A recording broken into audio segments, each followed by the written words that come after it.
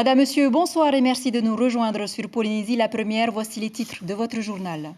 Hommage national ce mercredi à Samuel Paty dans tous les établissements scolaires de Polynésie française. Élèves, professeurs et syndicats des enseignants ont observé une minute de silence ce matin. Les nouvelles mesures anti-Covid se traduisent par une chute libre des effectifs de certaines fédérations et elles commencent à coûter cher. Illustration dans le club d'Excelsior à la mission. Bonne nouvelle pour les voyageurs de France qui souhaitent venir en Polynésie. Les tests antigéniques promis par le gouvernement, plus rapides que les tests PCR, seront disponibles dès lundi à l'aéroport parisien d'Orly.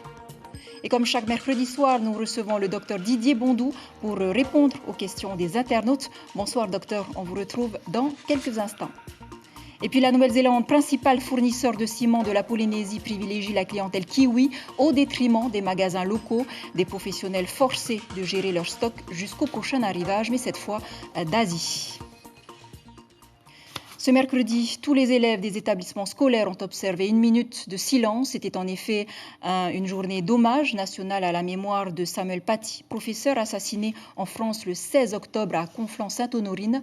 Plus qu'une journée d'hommage, les élèves du lycée Paul Gauguin se sont exprimés à travers des poèmes pour dire non à la barbarie. Natacha Silagi et Jérôme Lee. C'est pourquoi tu te levais tous les matins, toi qui ne lâchais rien, pour faire avancer l'avenir des petits bambins. Pour avoir donné son avis, ils ont décidé de choquer la vie. Hommage national aujourd'hui à Paris pour Samuel Paty, professeur d'histoire-géographie décapité par un russe tchétchène islamiste pour avoir montré les fameuses caricatures de Mahomet à ses élèves. À Tahiti, les élèves justement lui ont rendu hommage. Pour montrer à la famille que nous la soutenons et montrer aussi que quelque part nous sommes révoltés par cet acte barbare. Je voulais lui rendre hommage parce que cet acte, nous sommes en France aujourd'hui, nous sommes dans la République française. C'est quelque chose qui ne doit pas se faire et on doit montrer qu'on n'est pas d'accord avec ce qui s'est passé. Qu'est-ce qu'on peut faire pour que ça s'arrête ? Faut donner notre avis, faut débattre, et interdire ces actes barbares. Des dizaines de milliers de personnes se sont rassemblées pour dire leur peine et leur soutien sans faille à la liberté d'expression dans l'Hexagone. Après cet acte barbare, le mot était sur toutes les lèvres aujourd'hui dans cette classe de seconde qui a fait une minute de silence à la mémoire de l'enseignant assassiné. Ils ont été très peinés, choqués aussi par, le mot revient souvent, un acte barbare. C'est un mot qu'ils voient effectivement sur les réseaux sociaux, dans les médias, mais c'est surtout l'image d'un enseignant qui n'a fait que son travail, qui perd la vie pour avoir partagé des idées. C'est vraiment l'idée qui est restée dans la tête des élèves. C'était pour rendre hommage à ce professeur Samuel Paty qui a été injustement décapité par ses élèves juste parce qu'il a voulu donner son avis. Ça t'a choqué ? Oui. Ça te fait peur ? Un peu. Je suis touchée au plus profond de moi, car je suis enseignante, a déclaré la ministre de l'Éducation. La Polynésie traumatisée, elle aussi, par ce meurtre atroce qui a fait saigner la République. Les syndicats de l'éducation du Fénois se sont également associés à cet hommage. En raison des restrictions sanitaires, seuls les secrétaires généraux des syndicats UNSA, la FNEC, SPFO et la Fédération générale des fonctionnaires d'État ont tour à tour déposé une gerbe au monument aux morts. On écoute Thierry Barrère de l'UNSA Éducation au micro de Jérôme Lee. On est là en hommage à Samuel Paty pour sa famille, ses proches, mais aussi en soutien aux collègues de la communauté éducative, les enseignants et non-enseignants. Donc on est là pour rendre un hommage, à l'instar de l'hommage national qui a été rendu aujourd'hui en métropole, et pour dénoncer aussi les faits horribles qui se sont déroulés, le meurtre atroce de Samuel Paty. Et pour faire écho à l'hommage national à Bora Bora, les enfants de l'école primaire Vaipao de Hanau ont souhaité apporter leur soutien à la famille du professeur Samuel Paty en observant une minute de silence, un instant solennel qui vient compléter le débat engagé avec les élèves depuis lundi sur la liberté d'expression et le respect des valeurs de la République. Tous ont exprimé leur compassion à la famille du professeur. Écoutez-les plutôt au micro de Rosanna Aihuta. Nous avons fait une minute de silence pour rendre hommage à l'homme, au professeur qui a aussi enseigné l'enseignement moral et civique et qui a été tué le vendredi 16 octobre. Il a montré un dessin d'un dieu qui était maltraité par des gens et il discutait juste avec ses élèves. Je pense qu'il n'a pas mérité sa mort parce qu'il enseignait et il est dans un pays libre. Voilà, pour clore ce chapitre, sachez qu'en France, 7 suspects, dont 2 collégiens, ont été mis en examen. Les 5 adultes sont en détention provisoire. Quant aux 2 mineurs, ils ont été remis en liberté et placés sous contrôle judiciaire. En bref, ce coup de filet réalisé dans le port de Papeete par les douaniers, c'était jeudi dernier sur un navire espagnol. Ils ont saisi 20 kilos d'ailerons de requin, 26 kilos de dents et 200 grammes de vertèbres. Le capitaine du navire encourt 5 ans de prison et une amende égale à 3 fois le prix de vente sur le marché clandestin. Vous le savez, les nouvelles mesures sanitaires jouent les prolongations jusqu'au 25 novembre. Une épée de Damoclès au-dessus des associations sportives qui ont vu le nombre de leurs licenciés fondre comme neige au soleil. Comme à l'AS Excelsior, elle a perdu 50% de ses jeunes footballeurs amateurs. Le constat sur place avec Jeanne Fanariotis et Hiro Terurotua. Déjà, premièrement, les consignes. Premièrement, respecter les règles. Les gestes. Des gestes qui pèsent dans la balance financière de l'association sportive d'Excelsior. Un budget grévé par l'entretien du matériel, l'achat de masques et désormais la réduction des cotisations. On est à 50% des effectifs et voilà, après c'est dû que certaines catégories ont été réduites. Pas peut-être par les restrictions, mais aussi par la volonté des parents. Parce qu'on a rencontré certains parents ne veulent pas envoyer leurs enfants par rapport à la crise qui se passe en ce moment. Oui, la FIFA a injecté de l'argent, mais pas suffisamment pour absorber ces nouveaux frais. Et qu'à cela ne tienne, on s'adapte malgré les désaffections. Et papa Marvin, lui, fait de la résistance. Son fils ne manque aucun entraînement. Il est protégé par le club. Le club, je pense qu'ils ont une assurance pour ça.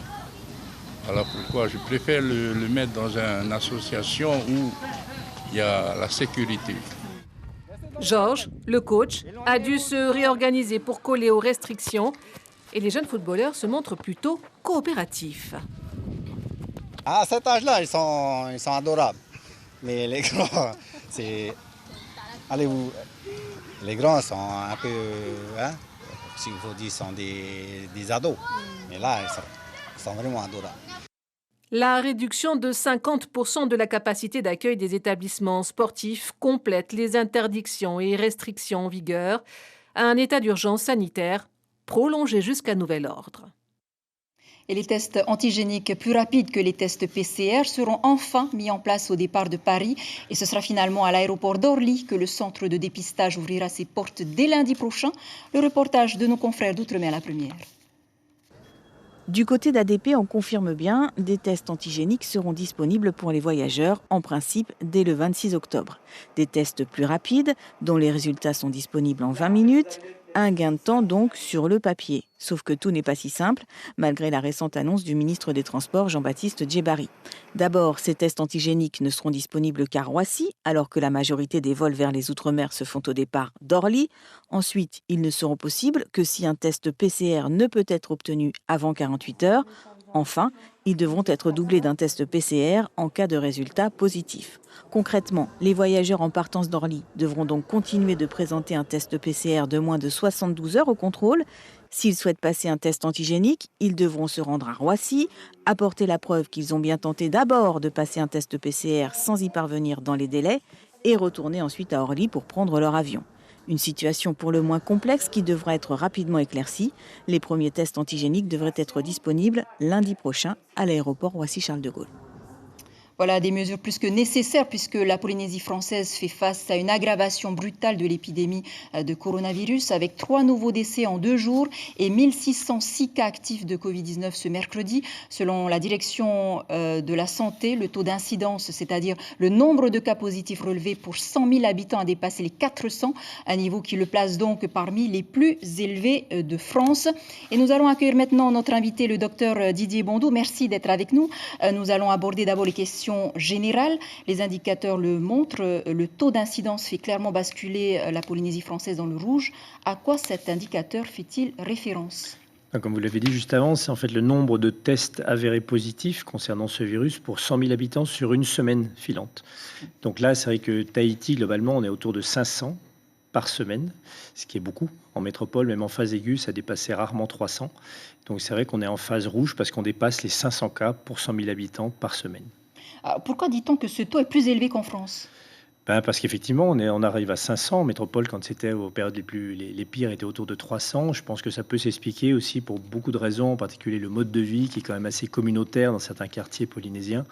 Et ça s'explique tout à fait. C'est vrai que moi, personnellement, dans des cabinets, j'ai des familles qui vivent dans des farets à 18, 19. On essaye de tester au maximum ces gens-là et surtout ne jamais oublier qu'au moins de petits symptômes, il faut se signaler et se faire tester.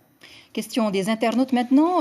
Varouatini demande « Les symptômes ressemblent étrangement aux séquelles laissées par le chikungunya », disent certains scientifiques. Vous confirmez ? Oui, certains symptômes persistent, en particulier la fatigue, l'asthénie, comme on le dit au niveau médical, les difficultés respiratoires, parfois les courbatures un peu moins fréquemment, mais la fatigue, oui. Adrien, pourquoi ne pas renforcer les autres centres médicaux pour soulager le CHPF lorsque le dispositif médical sera saturé ?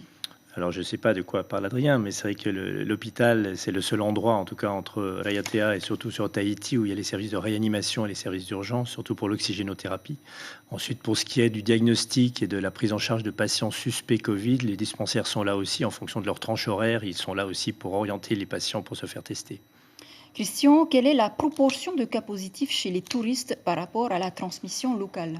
Alors, chez les touristes, je n'ai pas l'information précise. Ce qu'on peut dire, c'est qu'au niveau des checks rapides à l'arrivée des avions, on en est quasiment à 30 000. Et sur les 30 000, on a eu 90 tests avérés positifs, ce qui représente quand même une infime partie des cas actuellement positifs sur le Fénois. Thierry, combien de temps faut-il pour qu'une personne vulnérable soit atteinte gravement de la maladie ? Il n'y a absolument aucune règle. Ça peut aller très très vite selon l'état général du patient avant d'avoir le Covid. Un diabétique extrêmement déséquilibré, qui plus est avec une insuffisance rénale et dialysée, ça peut aller très très vite. Une dernière question de Héré. Y a-t-il des tests sérologiques en Polynésie pour voir si nous avons été contaminés par le virus sans le savoir ? En fait, il faut distinguer les tests sérologiques des tests antigéniques. Il y a les antigènes, les anticorps. En fait, ici, il y a actuellement des tests antigéniques rapides qui sont rendus en moins d'une journée, qui sont mis en place depuis le début de la semaine. Je veux dire, c'est très pratique pour la conduite à tenir derrière et pouvoir orienter les gens sur une mise en confinement ou non. Et ça, c'est des tests qui recherchent en fait la présence virale là aussi. Ce qu'on a vu sur Roissy, c'est en fait la réaction de notre organisme à la présence du virus. C'est-à-dire que c'est en fait votre sang qui va dire si oui ou non le virus est déjà venu dans l'organisme. Donc c'est déjà un peu tardif. Docteur Didier Bondou, merci beaucoup d'avoir répondu à nos questions. On vous retrouve donc mercredi prochain. Et puis continuez à appliquer les gestes protecteurs comme le port du masque et les distanciations physiques. Lavez-vous régulièrement les mains, toussez, éternuez dans un mouchoir à usage unique et évitez de vous serrer la main. Les personnes à risque, malades ou âgées, maintenez la distanciation même par rapport aux enfants. En cas de doute sur votre état de santé, appelez le 40 45 50 00 ou le 15 en cas d'urgence. Je vous le disais en titre, les petits professionnels du bâtiment sont en train de souffrir. En ces temps de crise, le ciment, c'est devenu de l'or noir, difficile à trouver, bien que certains magasins doivent encore attendre 1 mois pour en avoir, mais c'est un produit en ce moment sous tension. Explication Stéphane Ratino et Julien Vesco. De ce côté, par exemple, habituellement, on a 3 rangées de big bags de 40 sacs de 40 kg de ciment sur une hauteur de 4 big bags. L'espace parle de lui-même, rien, plus un seul sac de ciment. Dans l'agglomération de Papeete, les magasins sont à la peine et les clients aussi. À Ariatea, l'heure est également en rationnement. Les patentés regardent avec des yeux de chimène les sacs, il faut gérer les stocks. C'est bon, j'aurai du ciment pour terminer ce chantier. C'est une grande clôture. Je n'ai seulement désormais pour 1 semaine et demie de travail. La Polynésie n'a aucune indépendance pour le ciment. Tout vient de l'extérieur. La Nouvelle-Zélande ne fournit plus depuis le début de l'année. Désormais, les fournisseurs viennent de l'Asie. Dans un mois, un bateau arrivera d'Indonésie. Dans ses cales, 19 000 tonnes de ciment. Sera suffisant ? Pas sûr, parce que cette situation au bord de la rupture est inédite. C'est bien la première fois qu'on n'a plus aucun sac de ciment. Qu'est-ce que vous dites à la clientèle qui se présente pour acheter du ciment ? Que c'est la pénurie dans toute la Polynésie aujourd'hui. Même les entrepreneurs, les particuliers, tout le monde court après le ciment aujourd'hui. Le ciment a un moteur. Le bâtiment est un secteur clé de la vie économique. Si l'absence de ciment a arrêté quelques chantiers, la demande en construction est forte. Les carnets de commandes parlent de perspectives à plusieurs mois. Prévoyant, cet entrepreneur a de quoi tenir au moins jusqu'au mois de décembre. C'est monté en flèche pour nous. Le BTP n'a jamais arrêté jusqu'à preuve du contraire. Là. Depuis le Covid aussi, dès qu'il y a eu les confinements, on n'a pas arrêté. Un moment, suite aux ruptures de gravats, qu'on a pu faire face aussi, on a dû surstocker sur nos chantiers un peu partout du beau stock de gravats pour pallier ça. Mais voilà, pour l'instant, on ne s'est jamais arrêté, quoi. Un sac nommé Désir parce qu'il permet aux professionnels un horizon possible. C'est peu dire que l'arrivée le 20 novembre d'un bateau venant avec du ciment est attendue avec beaucoup d'espoir. Selon l'Institut de la statistique, les chiffres de l'emploi sont préoccupants. L'ISPF note que sur les 12 derniers mois, l'indice de l'emploi décroît de 6,7%. Dans un tout autre contexte à présent, plein phare ce soir sur l'accompagnement des familles des consommateurs d'ice, un sujet qui sera largement débattu dans votre émission Matara en langue tahitienne juste après ce journal. Vito Tap au contrat parmi ses invités un consommateur de méthamphétamine, une mère de famille, mais aussi Wilma Sibar, psychologue, et Teiva Manuthei de la délégation pour la prévention de la délinquance. Faisons un détour dans les îles avant de clore ce journal avec un zoom bien mérité sur les élèves de Hao. C'est nouveau pour préparer les enfants des classes élémentaires au passage à la 6e. Des rencontres sont organisées par les professeurs et enseignants.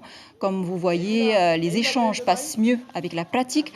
En l'occurrence, il s'agit ici d'un jardin potager pédagogique avec essentiellement des produits locaux, comme nous l'explique Timeri Serre au micro de Mathieu Alou.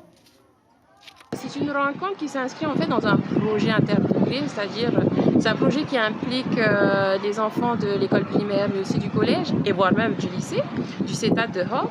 Et en fait, ce projet a pour objectif de sensibiliser en fait les enfants sur l'agriculture, mais pas que.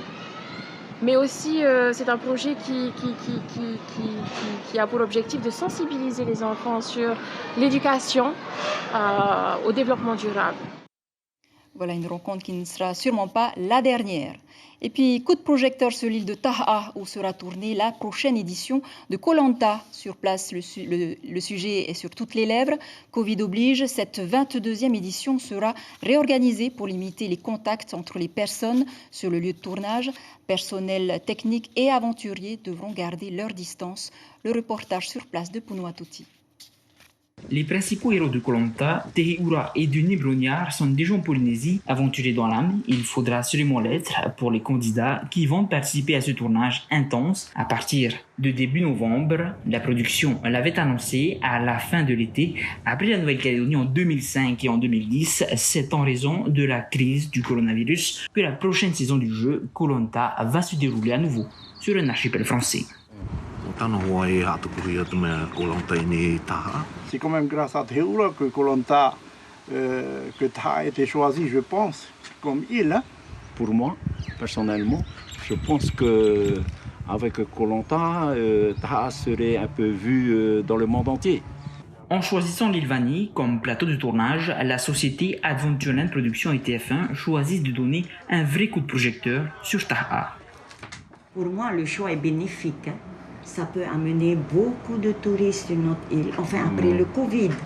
Hein, je pense à cela. Pour longtemps, ça peut peut-être apporter quelque chose, mais pas dans l'immédiat, hein, ça c'est sûr. Hein. Du côté tourisme, ça pourrait être un plus aussi pour Taha.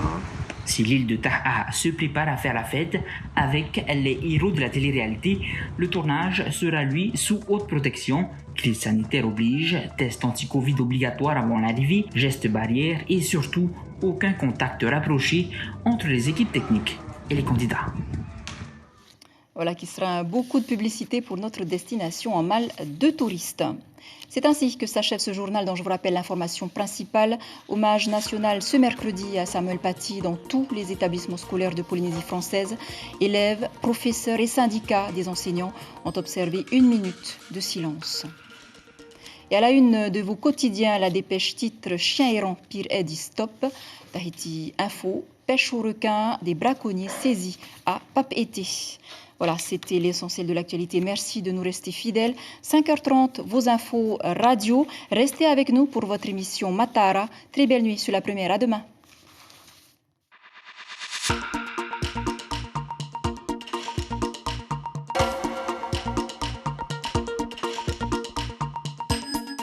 Retrouvez notre journal en replay sur notre site internet.